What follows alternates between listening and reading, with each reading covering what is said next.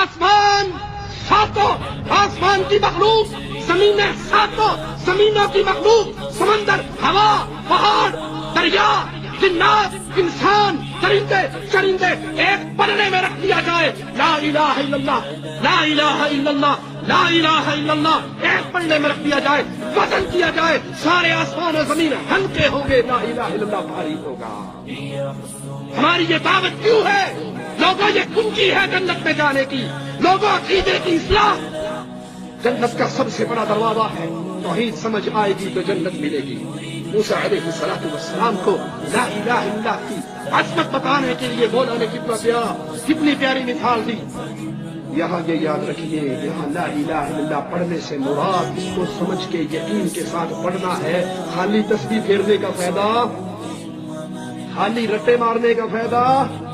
لا الہ الا اللہ بھی کہتے رہو، یا علی مدد بھی کہتے رہو، یا لا الہ الا اللہ بھی کہتے رہو، یا رسول اللہ مدد بھی کہتے رہو، لا الہ الا اللہ بھی کہتے رہو، ہاتھ میں تعویذ اور من کے امام کامل بھی باندھتے رہو، لا الہ الا اللہ بھی پڑھتے رہو، کوٹھی پہ کالی ہڈیاں بھی رکھتے رہو، لا الہ الا اللہ بھی پڑھتے رہو، چوڑی گاڑی کے آگے جوتی بھی باندھتے رہو، لا الہ الا اللہ بھی پڑھتے رہو، بھینس کے گلے کے لٹر بھی باندھتے رہو، لا الہ الا اللہ بھی پڑھتے رہو، بابے دھنکے کے ڈنڈے کھاتے رہو، لا الہ الا اللہ پڑھتے رہو، تو شاہ کا نمک چاٹتے رہو، تو اس لا الہ الا اللہ کا کوئی فائدہ ہو سکتا؟ یہ لا الہ الا اللہ زبان کے رٹے نہیں ہیں، یہ ایمان ہے، یہ عقیدہ ہے، یہ پکار ہے، یہ آواز ہے۔ میرے گھر میں بچہ نہیں ہوا، شادی ہوئے 10 سال بھی گزر گئے، کہنے والوں نے کہا فلاں بابے کی نظر چڑھا دے، فلاں پیر کے گیڑے مار دے، فلاں بابا ابن شاہ کے گھر کا گیڑا مارا۔ لا الہ الا اللہ آواز لگاتا ہے، ساری عمر بغیر اولاد کے رہنا، لا وارث مر جانا قبول ہے، رب کا در چھوڑ کے مردوں کے در پہ جھکنا قبول۔ یہ ہے لا الہ الا اللہ، یہ عقیدہ ہے، یہ جماعت ہے، یہ منہج ہے، یہ تحریک ہے۔ یہ اللہ کے علاوہ کسی کی عبادت کرنے کے لیے تیار نہیں ہوتا، وگرنہ تو لا الہ الا اللہ کی تسبیح کرنے والے تھوڑے ہیں۔ انڈیا پاکستان میں نماز ختم ہونے کے بعد سب سے زیادہ زور سے اسی کی بات آتی ہے نا، پھر ترقی کرتے کرتے لوگوں نے کہا کہ یہ لمبا ہے لا الہ الا اللہ، وہ پسند کریں گے الا اللہ الا اللہ الا اللہ، لا الہ الا اللہ پارٹی الگ ہوگی، الا اللہ والی الگ ہوگی، الگ الگ دونوں کا ذکر ہو رہا ہے۔ 70 ہزار مرتبہ لوگوں نے پڑھ کے رکھے ہوئے ہیں، ایک خان صاحب بھی لکھتے ہیں اور ایک شیخ صاحب بھی لکھتے ہیں، شیخ الحدیث نے بھی لکھا ہے اور خان صاحب نے بھی لکھا ہے، پردے دار ہے پردے میں نام رہنے دیں۔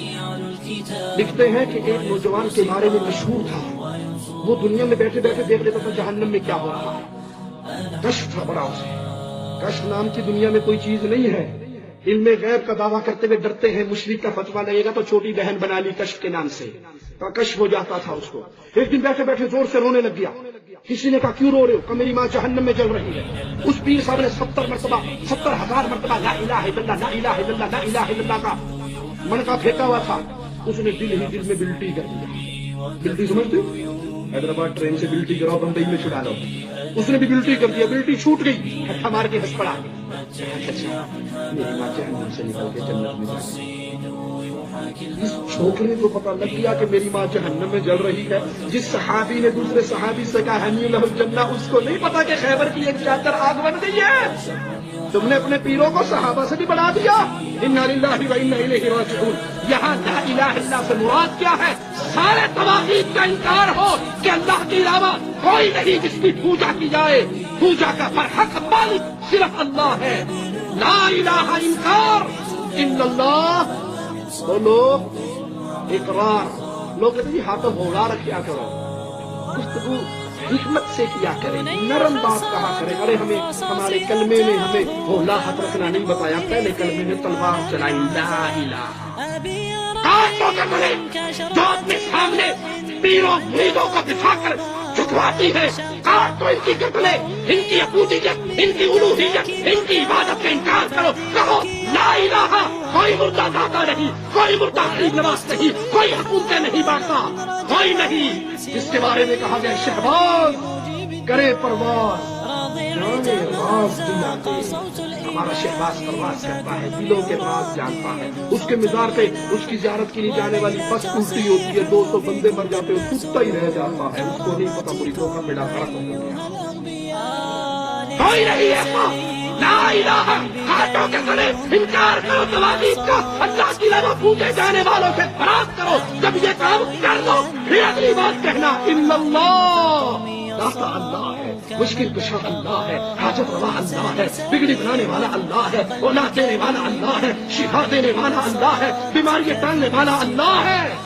جب اس ایمان و عقیدے سے پڑھا جائے گا لا الہ الا اللہ، قیامت کے دن انسان اللہ کی جنت کا مہمان بنے گا. مسند احمد، جامع ترمذی، ابن